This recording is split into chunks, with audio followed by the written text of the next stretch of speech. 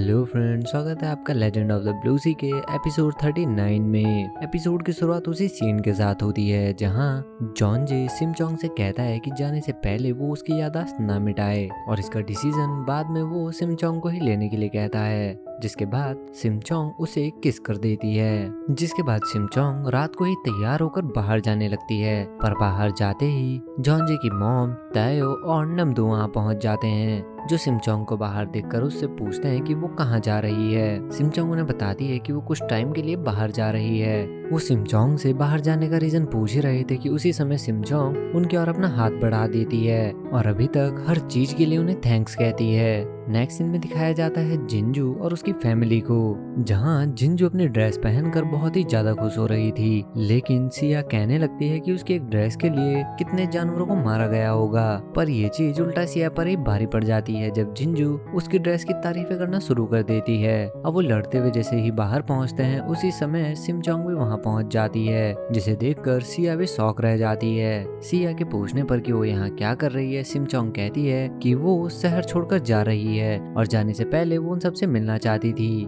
और ये कहते ही सिमचोंग फिर से उनकी ओर अपना हाथ बढ़ा देती है। नेक्स्ट सीन में दिखाया जाता है यूना को, जहाँ सिमचोंग उससे भी मिलने पहुंच गई थी। सिमचोंग यूना से कहती है कि उसे यहाँ के खानों की बहुत ही ज्यादा याद आएगी और ये कहकर वो यूना से भी हाथ मिला देती है और वहाँ से जाने लगती है। पर उसे जाते देख यूना उससे पूछने लगती है कि क्या वो इतनी जल्दी जा रही है, और ये देखकर सिमचोंग भी शॉक रह जाती है और उससे पूछती है कि क्या वो उसे अभी भी पहचान सकती है, जिस पर यूना भी हाँ कहती है। अब सिमचोंग यूना से कहने लगती है कि वो बहुत ही ज्यादा अलग है, वो सिमचोंग के दिल की आवाज भी सुन सकती है और वो उसकी सारी बातें समझ जाती है, और ऐसा क्यों है। जिस पर यूना बताती है कि उसने एक सपना देखा था जिसमें सिमचोंग भी थी और वो एक जलपरी थी। सिमचोंग के पूछने पर यूना बताती है कि वो भी सपने में एक जलपरी थी। साथ ही यूना बताती है कि उसके फादर एक मछुआरे थे और उसकी माँ एक जलपरी थी और वो समुद्र में रहने वाली जलपरियों से भी बात किया करती थी, और जब भी कोई समुद्र में तूफान आया करता था तो जलपरियां उसे पहले ही बता देती थी। ये सुनकर सिमचोंग भी थोड़ा हैरान हो जाती है।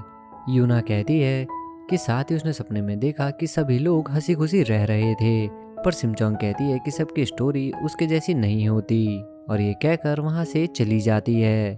अब नेक्स्ट सीन में ही सिमचोंग समुद्र के किनारे पहुंच जाती है और जॉन जे की कई बात याद करने लगती है कि वो सिमचोंग की सभी यादों को संभाल कर रखना चाहता है, पर सिमचोंग कहती है कि इन यादों को सिर्फ वही संभाल कर रखेगी और इन सभी यादों को वो अपने साथ ले जाएगी। साथ ही सिमचोंग कहती है कि वो जल्द ही वापस आएगी, और ये कहते ही सिमचोंग समुद्र में कूद जाती है।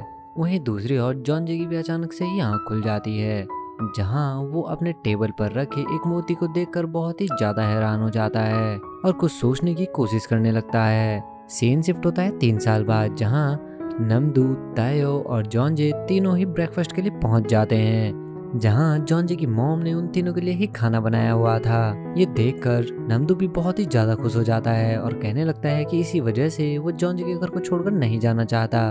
पर जब जॉन जे नमदू को वहां से भगाने की कोशिश करता है तो जॉन जे की मॉम उसे मना कर देती है और तीनों को वहीं पर रहने के लिए कहती है। जिसके बाद वो तीनों ही ब्रेकफास्ट शुरू कर देते हैं, लेकिन उसी समय नमदू जॉन जे से पूछने लगता है कि वो हमेशा ही एक सीट खाली क्यों छोड़ देता है, और ऐसा लगता है कि मानो यहाँ पर पहले उनके साथ कोई और बैठकर ब्रेकफास्ट किया करता था। पर जॉन जे इस बात का कोई जवाब नहीं देता।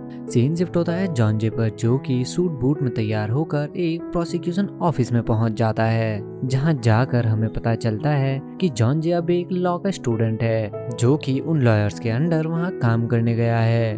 वहीं दूसरी ओर दिखाया जाता है जिंजू को, जो अपनी सभी फ्रेंड्स के सामने जॉन जे की मॉम की तारीफें किए जा रही थी और उन सबको बता रही थी कि जॉन जे ने अपने सारे शेयर्स अपनी मॉम के नाम कर दिए हैं और खुद लॉ स्कूल में पढ़ाई करने चला गया है। साथ ही जिंजू ने बताती है कि जॉन जे की मॉम ने अपने आधे शेयर्स चैरिटी में दे दिए हैं और अब फ्री स्कूल्स भी बनवा रही हैं। जिंजू उन्हें कहती है कि उनके पास इतने शेयर्स हैं तो वो खुद सीईओ क्यों नहीं बन जाती, पर जॉन जे की मॉम मना कर देती है और कहती है कि ये काम एक्सपर्ट्स का है। जिसके बाद जैसे ही जॉन जे की मॉम कॉफी बनाने के लिए जाने लगती है, जिंजू उन्हें वहीं पर बैठने के लिए कहती है और खुद उनके लिए कॉफी बनाने चली जाती है।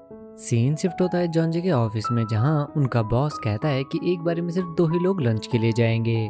जॉन जे कहता है कि वो सब एक साथ भी लंच के लिए जा सकते हैं, जिस पर उसका बॉस पूछता है कि एक लॉयर के लिए सबसे इम्पोर्टेंट क्या है। जॉन जे कहता है कि इंसाफ करना, पर बॉस उसे समझाने लगता है कि एक लॉयर के लिए सबसे इम्पोर्टेंट है अपना ऑफिस कभी भी खाली नहीं छोड़ना।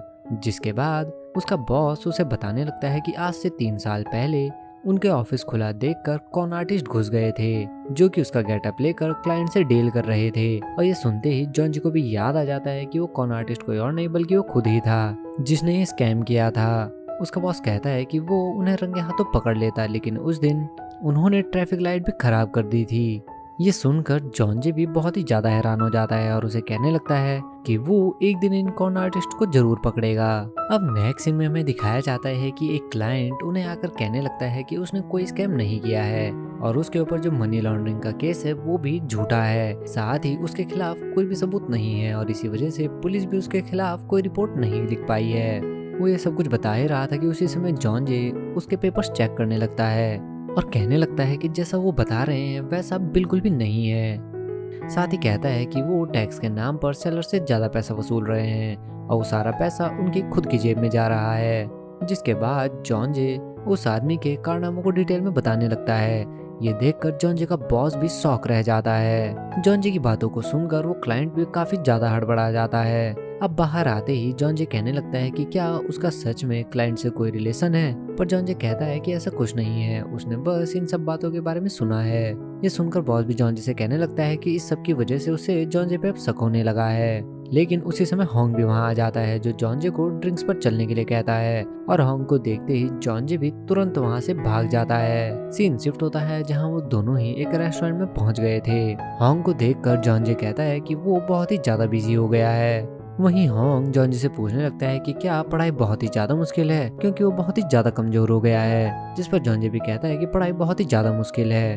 होंग कहने लगता है कि उसे जॉन जी की बहुत ही ज्यादा चिंता हो रही थी और उसे लग रहा था कि जिन आजमाइशों से वो उस समय गुजर रहा था कि शायद जॉन जी सब कुछ छोड़कर भाग जाएगा, लेकिन उसने ऐसा नहीं किया और उसे जॉन जी पर बहुत ही ज्यादा गर्व है कि उसने वो सब काम छोड़कर एक अच्छी लाइफ चुनी। जॉन जी भी कहता है कि उसे कुछ भी याद नहीं है और वो चाहे याद करने की जितनी भी कोशिश कर ले उसे कुछ भी याद नहीं आता। उसी समय होंग जॉन जे से नमदू के बारे में भी पूछता है और नेक्स्ट सीन में हमें दिखाया जाता है नमदू को, जो कि अब एक प्रोफेशनल लेक्चरर बन गया था, जो कि कई सारे शॉपिंग सेंटर्स के वीआईपी मेंबर्स को टैक्स बचाने के बारे में क्लास दे रहा था कि वो किस तरह से टैक्स से बच सकते हैं। अब नेक्स्ट सीन में ही नमदू भी इन दोनों के पास पहुंच जाता है और पूछने लगता है कि वो उसके बिना पार्टी कैसे शुरू कर सकते हैं। होंग भी नमदू से पूछने लगता है कि कहीं वो लेक्चरर बन के लोगों को लूट तो नहीं रहा है, पर नमदू कहता है कि जब से उसने जॉन जे का साथ छोड़ा है वो बहुत ही अच्छी लाइफ जी रहा है। ये सुनकर होंग भी कहने लगता है कि उन दोनों को उसका थैंक्स कहना चाहिए क्योंकि ये सब कुछ उसी की वजह से हुआ है। साथ ही होंग कहने लगता है कि जॉन जे भी सिर्फ उसी से इम्प्रेस होकर एक प्रोसिक्यूटर बनने वाला है। नमदू कहता है कि उसे पहले लगा था कि जॉन जे मजाक कर रहा है, लेकिन वो तो सच में एक सिविल सर्वेंट बन चुका है। नमदू उससे पूछता है कि इतना बड़ा डिसीजन लेने के लिए कोई तो वजह रही होगी और वो उससे इस बारे में पूछने लगता है। जॉन जे भी कहता है कि इसके पीछे एक बहुत ही ज्यादा बड़ी वजह है, लेकिन उसे याद ही नहीं है कि वो क्या कारण है। और जॉन जे का ध्यान बटाने के लिए वो दोनों ही फिर से ड्रिंक करना शुरू कर देते हैं। अब नेक्स्ट सीन में ही वो तीनों ही मिलकर तैहो के पास पहुंच जाते हैं। जहां जाते ही होंग तैहो से पूछने लगता है कि क्या अब वो कोई गलत काम तो नहीं कर रहा है, जिस पर नमदू उसे समझाता है कि तैहो अब बग बाउंटी करता है और उसी से अपने पैसे कमाता है, पर होंग को उसकी कोई बात समझ नहीं आती। उसी समय नमदू अपना फोन चेक करने लगता है और अगले ही मोमेंट तैयो उसका फोन अपनी पॉकेट से निकालकर उसे देता है, जिसे देखकर नमदू भी हैरान रह जाता है और उन दोनों को ही अपना सामान चेक करने के लिए कहता है। अब जैसे ही होंग भी अपनी पॉकेट चेक करने लगता है उसका भी एक सामान गायब हो जाता है और अगले ही पल तैयो अपनी ही पॉकेट से उसकी भी हथकड़ी निकाल कर देता है। होंग भी उससे पूछने लगता है कि क्या ये कोई नशा तो नहीं करता, और जैसे ही वो नमदू की ओर देखता है नमदू भी एक लड़की से बात करने के लिए पहुंच जाता है। कुछ देर बाद ही होंग भी वहां से जाने लगता है, पर जॉन जे उसे पकड़ लेता है और आज रात यहीं पर रुकने के लिए कहता है। जॉन जे के इतना ज्यादा कहने पर होंग वहीं पर बैठ जाता है, लेकिन अगले ही पल जॉन जे रोना शुरू कर देता है और कहने लगता है कि उसे उसकी बहुत याद आ रही है। ये सुनते ही नमदू भी उसके ऊपर चिल्लाने लगता है कि पिछले 3 साल से ड्रिंक करने के बाद वो यही कह रहा है और ये सस्पेंस वो कब खत्म करेगा कि उसे किसकी याद आ रही है। लेकिन जॉन्जे तो बच्चों की तरह रोना शुरू कर देता है। इसी बीच दिखाया जाता है सिम जोंग को, जो कि समुद्र की गहराइयों में थी और वो अभी भी जॉन्जे को याद करके ही रो रही थी। वहीं दूसरी ओर ड्रिंक करने के बाद जॉन्जे भी अपने सीक्रेट रूम में पहुंच जाता है और अपने सेफ से एक डायरी निकाल कर उसे पढ़ना शुरू कर देता है। वहीं दूसरी ओर नमदू भी उन दोनों को बताना शुरू कर देता है कि अचानक से ही जॉन्जे बहुत ही ज्यादा बदल गया है और खुद को कमरे में बंद रखने लगा है। साथ ही वो हमेशा ही सुबह उठते ही समुद्र के किनारे पहुंच जाता है, यहाँ तक कि काम से वापस आते वक्त भी वो उसी रास्ते से आता है। और उससे ऐसा करने का रीजन पूछने पर जॉन्जे कहता है कि उसे उस बारे में खुद भी कुछ नहीं पता। ये सुनकर होंग और तयो भी काफी हैरान हो जाते हैं। सीन शिफ्ट होता है सिम जोंग पर, जो कि एक बार फिर समुद्र की सतह की ओर आ रही थी। नेक्स्ट सीन में दिखाया जाता है एक डिलीवरी बॉय को, जो कि बीच के पास कुछ सामान रखकर वहां से चला जाता है, जिसे अचानक ही कोई उठा कर ले जाता है। और नेक्स्ट सीन में हमें दिखाया जाता है सिम जोंग को, जो कि हैंड ड्रायर से अपने बाल सुखा रही थी और ये सामान भी उसी ने मंगाया था। अब तैयार होते ही सिम जोंग भी वहां से एक बस में बैठकर सीधे सियोल पहुंच जाती है, जहां पर बहुत सारे लोगों और ऊंची ऊंची बिल्डिंगों को देखकर सिम जोंग बहुत ही ज्यादा खुश हो जाती है। और इसी सीन के साथ ये एपिसोड भी यहीं पर खत्म हो जाता है। तो मिलते हैं लेजेंड ऑफ द ब्लू सी के नेक्स्ट एपिसोड के साथ। तब तक के लिए बाय बाय।